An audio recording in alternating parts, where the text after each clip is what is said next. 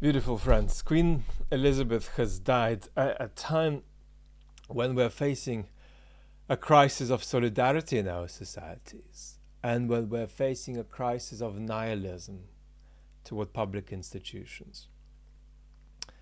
And going forward, the task for that institution, for the monarchy in Britain, will be how can it continue speaking to all citizens and not get tugged into the culture wars.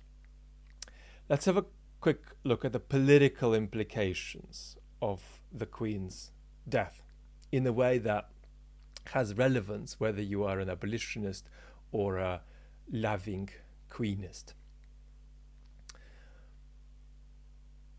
We know straight away that we are putting our fingers on a kind of nerve when we talk about problems with public institutions. But it feels like putting a finger on a kind of nerve because most intelligent people in the West still don't have the right words to describe what's happening. But it's something to do with trust, it's something to do with public institutions, it's something to do with citizens no longer understanding each other or getting on or wanting to even recognize that they're part of the same bond of citizen belonging. We've seen this happen, of course, not just with political parties, but with journalistic institutions. Some journalistic institutions that used to speak to all citizens now can't and don't want to. Some journalistic institutions that used to speak to all citizens are losing their ability to do so and panicking and trying to implement unsustainable and counterproductive makeshift solutions. The BBC don't want to mention any the BBC don't want to mention any particular institution. And these are institutions that in many cases are profoundly important, that still do great work, but their sustained integrity into the future is deeply connected to the sustenance of democracy in their culture. We have seen that public health institutions have fallen into the culture wars over the last couple of years. So we know what we're talking about and we know that something is going on. Who are you talking with or listening to when you're watching this video? You're listening to a political philosopher. So that means we're going to have to say something about values.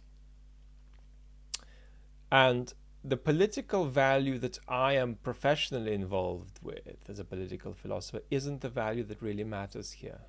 The value I'm professionally involved with is political freedom, what it means for modern human beings to live in a healthy political society in the 21st century and have a healthy relationship with what it means to be politically free.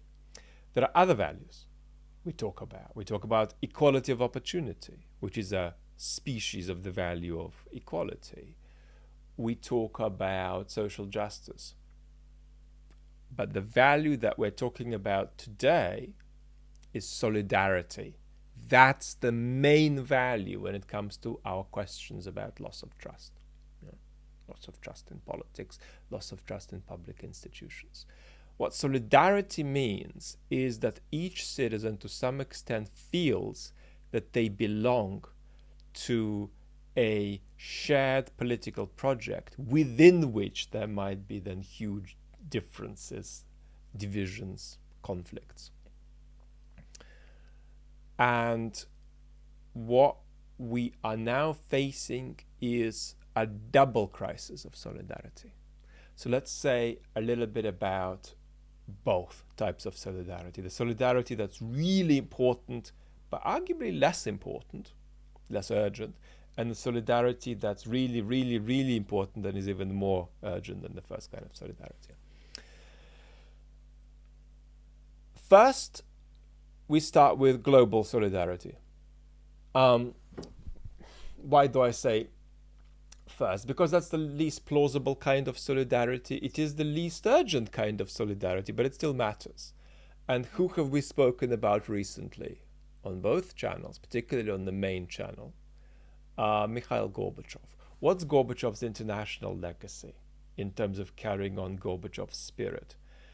It's not specifically disarmament and the Cold War. It's more broadly that there are such profound ways in which the national interests of states come together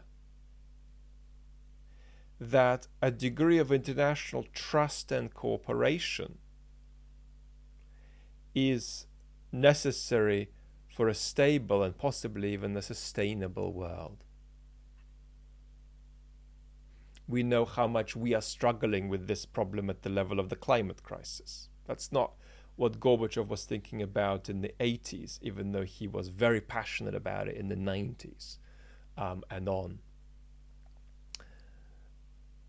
So let's take an example that'll be familiar to viewers of my channels. The Putin regime. What do we often end up saying in kind of casual conversation? This Putin regime is a catastrophe. It started a war in Europe. It started this brutal invasion of Ukraine. Get those damn Russians to get rid of it. Is that a bad thing to ask? Well, it's not a bad thing to ask, but it's not a sufficient thing to ask because there is something else going on. The Putin regime, via a complex enterprise of bribing, lobbying, pressuring, ingratiating, has interpenetrated with global political, financial institutions and processes. That's to say, a kind of global network that is the real messy shape that globalization takes, has not just allowed the Putin regime to consolidate itself globally, but has actually positively acted to make that consolidation possible in all kinds of different ways. So part of what we're asking Russians to get rid of, when we're asking them to get rid of the Putin regime, is to get rid of a network that only a collection of states acting together can reform, terminate, alter.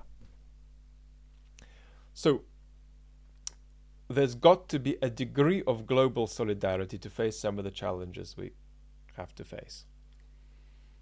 But let's now talk about the real crisis of solidarity, which is we can no longer think of our own countries as consisting of citizens who are all trying to do something together, who are all trying to advance their values and their interests on the basis of claims and images and arguments that are predicated on the idea that everyone belongs.